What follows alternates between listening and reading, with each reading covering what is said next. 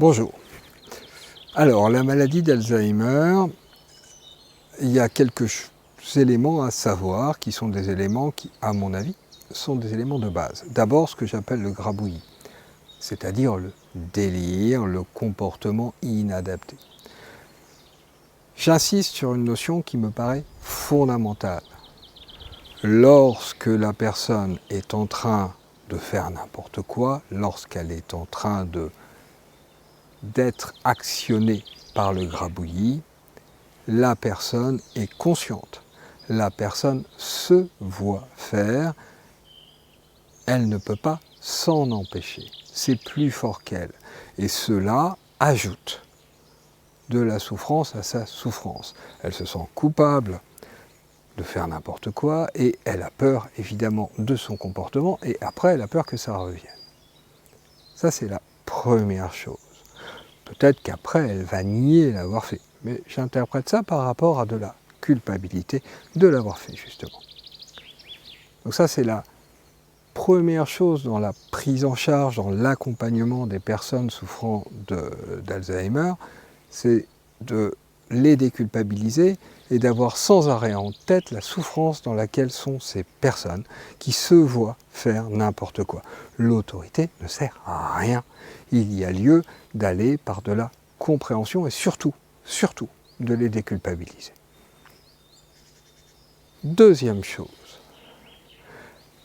la maladie d'Alzheimer ne se développe pas n'importe quand. Je mets complètement de côté tout ce qui est dégénérescence au niveau du cerveau. Mon point de vue, celui que je défends, je ne dis pas que j'ai raison, j'ai dit que c'était celui que je défendais, et que la maladie d'Alzheimer est une conséquence de l'angoisse de mort. Dans l'angoisse de mort, nous distinguons principalement trois parties. La peur de comment va se passer la mort, la peur de l'agonie, donc une peur qui concerne l'avenir, la culpabilité d'avoir raté sa vie. Alors ça peut paraître extrêmement violent comme phrase, nous dirons le poids des regrets et des remords dans ce que la personne a vécu, notamment le poids des deuils non faits. Autant la peur de l'agonie concerne l'avenir, autant le bilan de vie concerne le passé.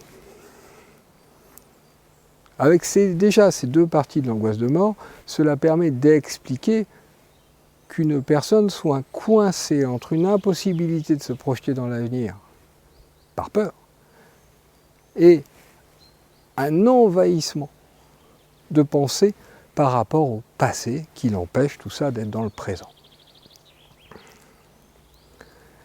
Il y a des personnes aussi qui sont extrêmement angoissées par l'idée de mourir et de laisser leurs proches. Voilà les trois composantes de l'angoisse de mort. Il y a donc lieu de travailler sur l'agonie. La projection dans l'avenir, le fait de se projeter dans l'avenir est la base de l'accès aux souvenirs. On se souvient parce qu'on aura besoin plus tard. Plus une personne a du mal à se projeter dans l'avenir, moins elle a d'accès à ses souvenirs.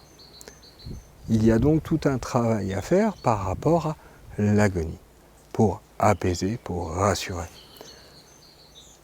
Le bilan de vie est lié à de la culpabilité, c'est-à-dire qu'il y a une relecture que la personne fait de sa vie lorsqu'elle réalise que, bah oui, c'est vrai qu'elle va mourir.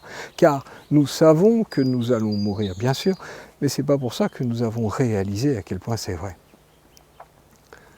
Et puis encore une fois, les deuils vont venir énormément secouer, marquer les personnes avec tout ce qui n'a pas été fait, ou tout ce qui n'a pas pu être fait, ou qui ne pourra pas être fait avec les personnes qui manquent.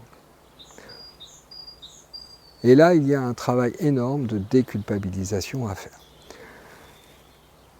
Alors, la presse s'en est fait l'écho, l'hypnothérapie a des résultats parfois spectaculaires en matière d'Alzheimer. Alors ensuite, remettons les choses à leur place, ce n'est pas systématique, ce n'est pas toujours, cela implique que la personne soit dans un environnement favorable. Cela implique que la personne, tout simplement, puisse partir en hypnose. Et ça, on ne sait jamais si les gens vont partir en hypnose ou pas.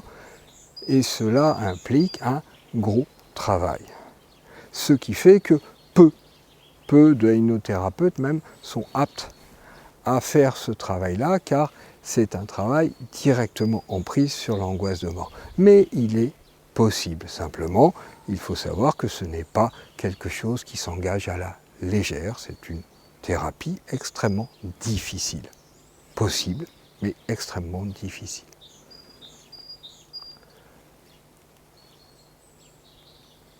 La maladie d'Alzheimer est un poids énorme pour la personne et pour son entourage. Et il est fondamental d'expliquer à l'entourage que la personne est là, est présente derrière le délire, que la personne n'a pas disparu, que tout ce que l'on dit, tout ce que l'on fait, tout ce que l'on ressent, la personne y accède. Et ça, c'est la première base. Si vous êtes accompagnant d'une personne, si l'un de vos proches est une personne Alzheimer, la personne est là. Déculpabilisez-la, sachez qu'elle est consciente, si possible, alléger la façon dont elle voit son histoire.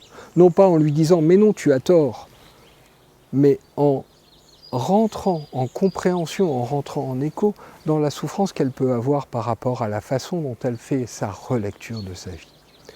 Toutes ces pistes peuvent aider de façon énorme, quel que soit l'état d'avancée d'Alzheimer, les personnes.